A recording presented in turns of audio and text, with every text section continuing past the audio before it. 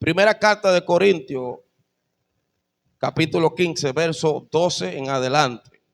Y leo en el nombre del Padre, Hijo y Espíritu Santo.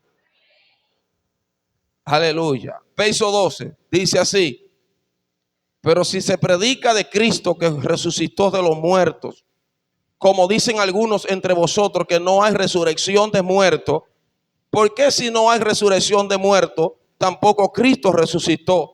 Y si Cristo no resucitó, vana es entonces nuestra predicación, vana es también vuestra fe. Y si somos hallados falsos testigos de Dios, ¿por qué hemos testificado de Dios que resucitó a Cristo, al cual no resucitó?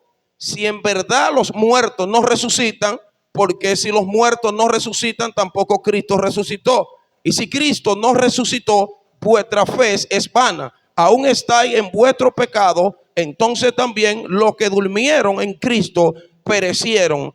Y si en esta vida solamente esperamos en Cristo, somos los más dignos de todos los hombres. Mas ahora Cristo ha resucitado de los muertos, primicia de los que durmieron es hecho. Aleluya. ¿Cuántos levantan su mano para arriba? Levante su mano, cierre sus ojos y no abra su boca. La razón de no abrir la boca es porque muchas veces hacemos un desastre cuando estamos orando y no nos podemos conectar. Cierre sus ojos, póngase en comunión para que usted no le impida a otro que entre a la comunión con el Espíritu de Dios.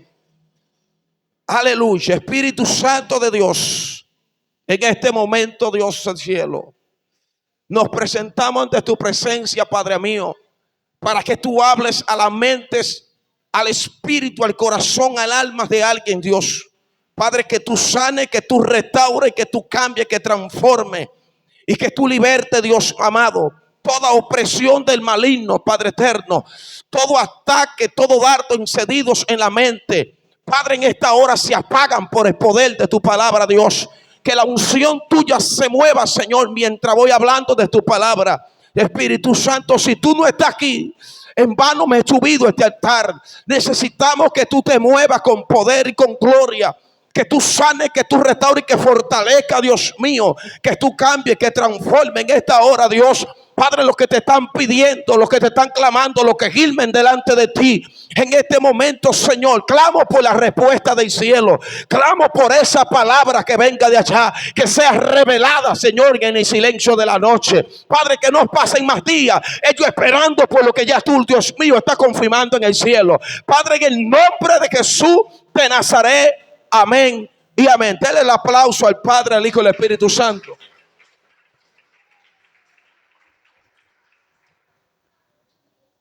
¿Cuántos conocen el beneficio que nosotros tenemos de la cruz del Calvario? ¿Cuántos han escuchado de los beneficios que nosotros tenemos de la cruz? Su nombre. ¿No han escuchado ustedes de los beneficios que en la cruz nosotros tenemos? ¿No han escuchado ustedes por qué fue el sacrificio de cruz en el madero? ¿Han escuchado? Mucha gente han escuchado la razón por la cual Cristo fue a la cruz del Calvario, pero muchos de los creyentes, Elena, no conocen cuál es el beneficio que tiene el madero. No solamente son dos palos, dos maderos que están clavados allí para llevar a crucificación a alguien que quizás fue destinado a juicio. No solamente fue por eso, sino que de antemano Jesús vivió unas trayectorias de vida y vino pasando por ciertos momentos, librando ciertas circunstancias que nosotros hoy en día teníamos que vivirlas, pero no fue así. Él desde que descendió empezó a pasar persecuciones y nada más y nada menos que todas las persecuciones que Jesús empezó a pasar y a vivir fue por darnos un beneficio a nosotros. Muchos creyentes en la iglesia no le enseñan en realidad cuál es lo que tiene que enseñar, el fundamento, los regalos, los privilegios que tiene la cruz del Calvario. Muchas sectas religiosas enseñan muchas cosas, pero con las enseñanzas que dan no cambian a gente perpetuamente, sino que el cambio puede ser que sea por un día, puede ser que sea por dos, que puede ser ser que sea por 3, pero de los 3 días para allá, la gente vuelve a su mismo estado, la gente vuelve a su misma costumbre, la gente empieza a practicar lo que antes practicaba. ¿Usted sabe por qué? Porque muchas veces nosotros no hemos llenado la cabeza de enseñar cosas que no tienen ningún sentido, ninguna función. Cuando nosotros nos enfocamos y nos damos cuenta cuál es el regalo de la cruz, cuál es el valor que tuvo cuando Cristo murió en la cruz del Calvario, nos vamos a dar cuenta que cuando el opresor viene a nuestra vida a juzgarnos, nosotros nos le vamos a parar en la puerta y le vamos a decir al diablo cuál fue la función que nosotros recibimos cuando Cristo murió. No fuimos gente que fuimos llamados ni escogidos por solamente escogernos. Fue que en el madero pasó algo misterioso, pasó algo sobrenatural, pasó algo poderoso, y la iglesia tiene que enseñorearse, la iglesia tiene que empoderarse del sacrificio de cruz en el madero. Allí se venció el diablo y se venció la muerte. No sé por qué tantos cristianos en este tiempo están en derrota. No sé por qué tantos cristianos en este tiempo están vacíos. No sé por qué tantos cristianos en este tiempo se dejan fatigar por cualquier cosa. Cuando usted se pone a leer la lectura, se va a dar cuenta que Cristo fue azotado, que Cristo fue escupido, que Él fue maltratado. Yo no sé si alguien está aquí todavía, que Cristo en ese momento también le dieron a tomar vinagre, le dieron orines, gloria a Dios, lo bofetaron. Cristo pasó por ciertos pasos que usted y yo no vamos a vivir.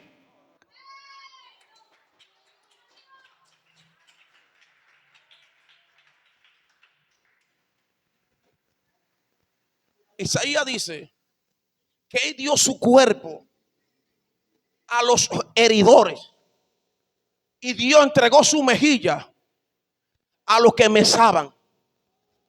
Usted nunca va a dar el cuerpo suyo para salvar a alguien. Cristo dio su cuerpo a la gente que lo herían, para que lo hirieran a Él por usted. Alguien está aquí todavía. Yo no sé si alguien está aquí. Él entregó su mejilla para que lo bofetearan a Él y no lo bofetearan a usted. Por eso Marcos dice que en una ocasión a él lo agarraron los romanos, los soldados romanos, lo bofetearon, le dieron bofetadas, lo arrastraron, lo golpearon, y después que lo golpean entonces le dicen profetiza. ¿Cómo lo van a poner a profetizar si él lo que está cumpliendo lo que a él se le asignó? Él no puede hablar más allá de lo que a él se le había dicho.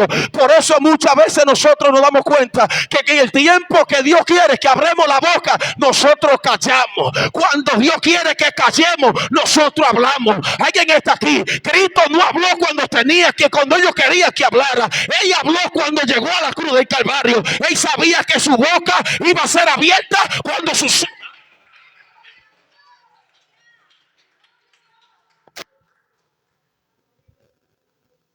Isaías 55 me dice, 53, perdón, dice que él toda culpabilidad la llevó a la cruz del Calvario. Toda enfermedad, todo edicto, todo decreto, Cristo lo tomó todo, lo arrancó de la humanidad de la tierra, se lo subió sobre él. Cuando él estaba en Getsemaní, orando, dice que cuando él se postró a orar la tercera vez, se desanimó, la fuerza se le fue, y cuando él se le fue la fuerza, dijo: Padre, pasa de mí esta copa porque sin que yo beba de ella. Pero inmediatamente algo vino sobre Jesús y le dijo: pero no se haga mi voluntad sino tu voluntad. Y cuando Cristo dijo que se hiciese la voluntad del Padre, un ángel descendió y lo fortaleció. A ti te va a fortalecer un ángel cuando la voluntad de Dios usted la esté haciendo.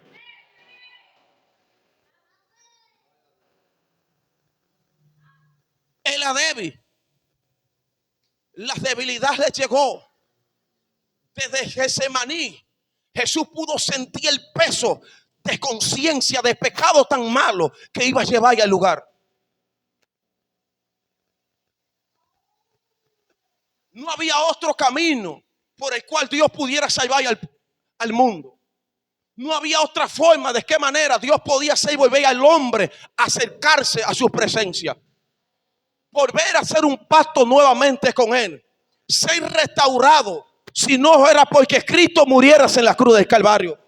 Si no era porque Cristo fuera apedreado. Si Cristo no hubiese sido abofeteado, entonces el plan de Dios no se iba a cumplir.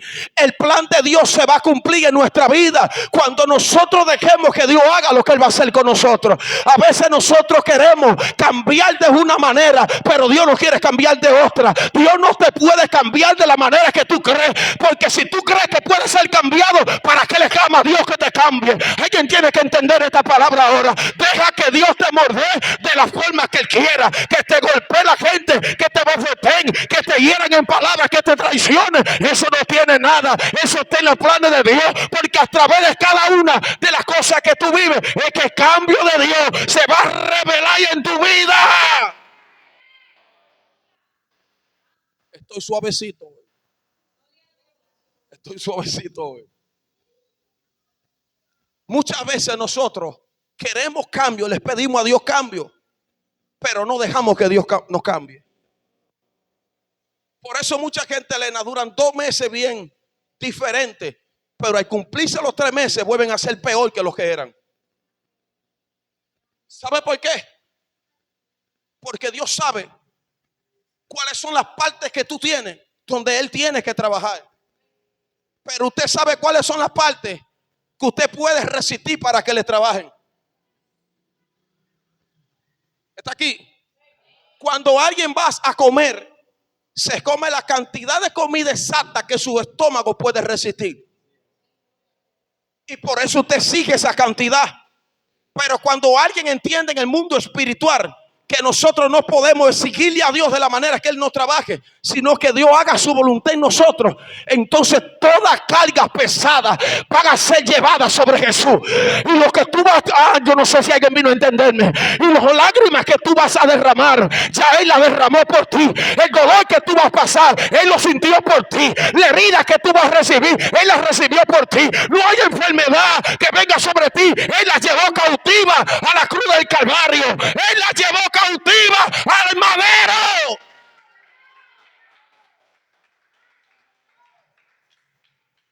Pero lo más bonito es que cuando el proceso de Dios empieza a trabajar en nuestra vida, nosotros empezamos a menguar. Jesús nunca menguó. Jesús continuó. Y hubo una ocasión donde Jesús le dijo a los discípulos: volvamos a la ciudad. Y el maestro, pero de allí nos sacaron a pedrada. Jesús quiso regresar. ¿Sabe por qué Cristo quiso regresar? Porque el plan de Dios dentro de la ciudad no se había ejecutado. Lo que te vengo a decir, ¿estás preparado? ¿Te estás preparado? Cuando tú le pides a Dios algo y Dios empieza a trabajar sobre lo que tú le pediste y no aguantaste la presión, no resististe el proceso y saliste corriendo, el día que te vuelvas a someter a Dios, vas a tener que volver a vivir el mismo proceso.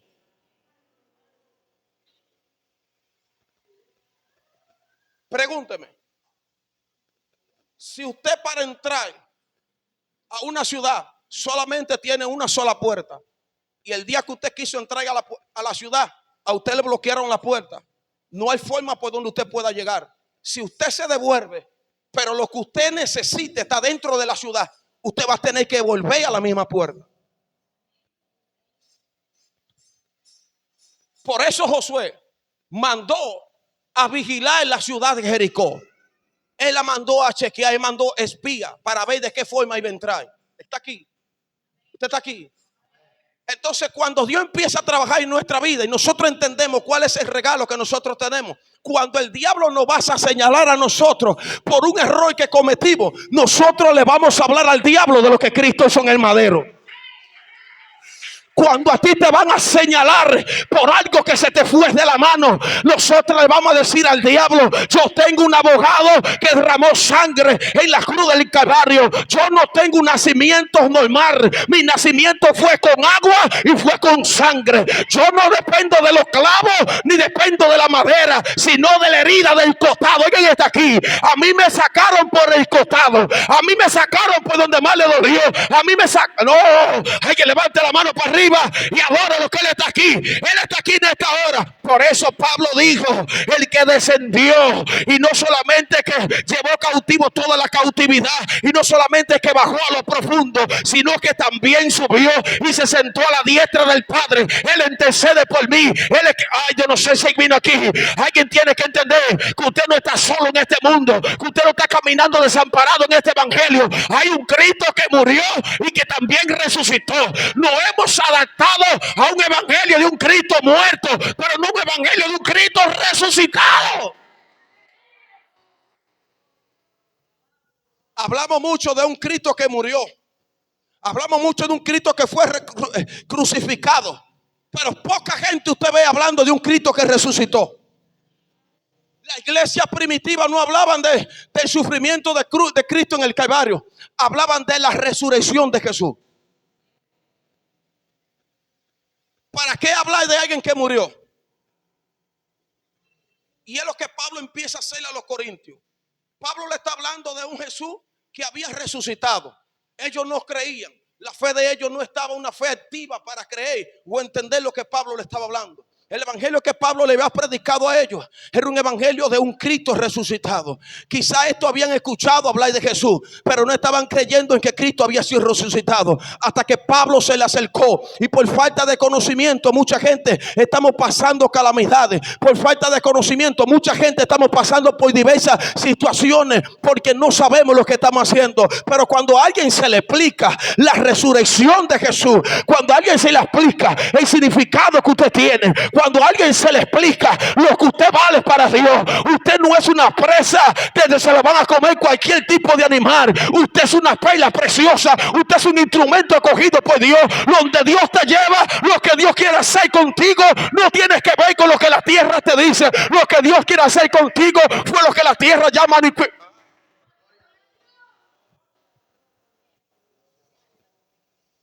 Y aquí Pablo empieza a decirle: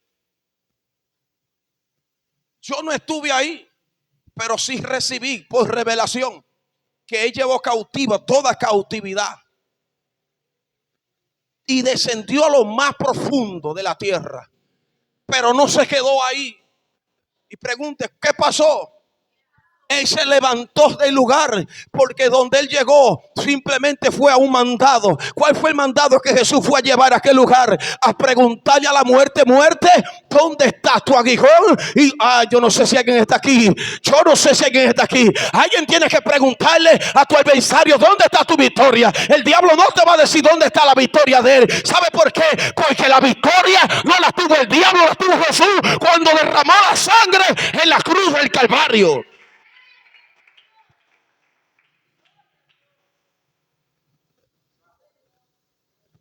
Jesús, Él no vino a esta tierra como Dios. Él vino como los hombres y se humilló a los más bajos.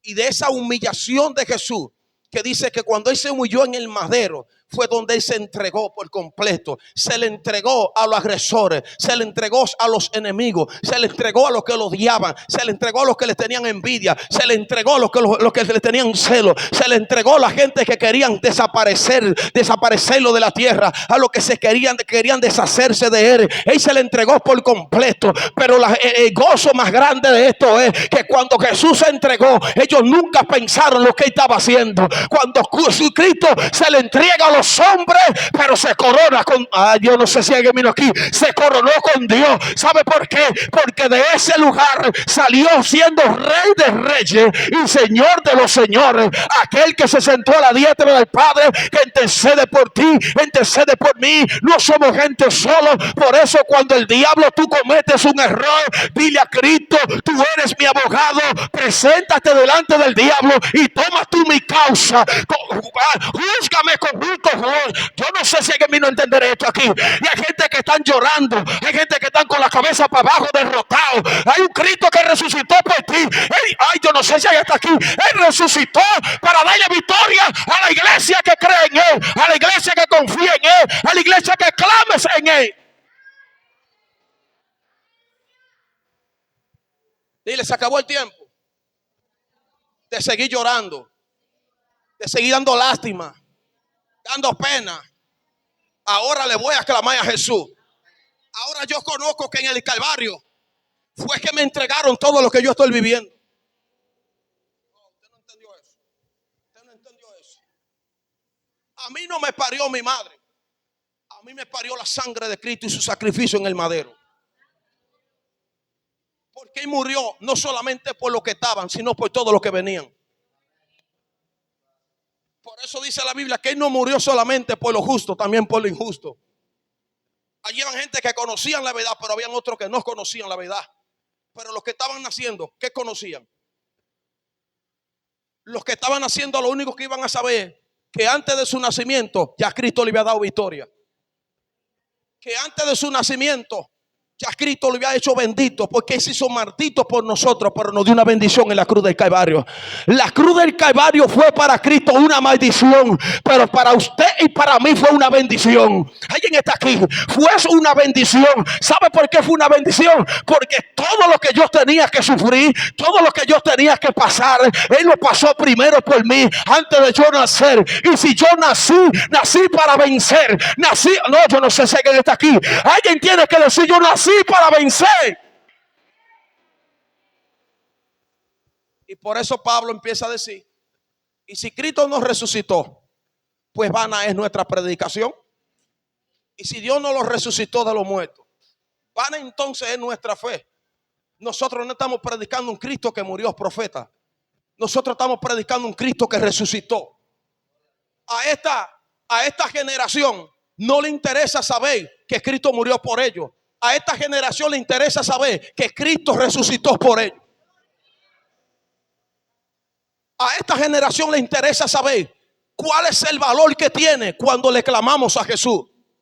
Muchas veces queremos ayudar personas, pero no lo vamos a convencer, no lo vamos a cambiar. Mientras no le empecemos a hablar a la gente de la resurrección de Cristo, del poder que Cristo tiene sobre la iglesia, no vamos a cambiar a nadie. Por eso se predica mucho, pero poco se arrepiente. Cuando les predicamos a la gente de que Cristo resucitó para darle vida eterna a todo el que en Él cree, usted va a ver la gente que van a salir corriendo para encima de Él. Pero si usted le habla a la gente que Cristo murió en la cruz del Calvario por ellos, entonces la gente va a decir, ignoradamente van a decir: pero si Él murió, entonces yo voy a morir con Él. No. Si dice la Biblia que el que cree en Él, aunque esté muerto, vivirá.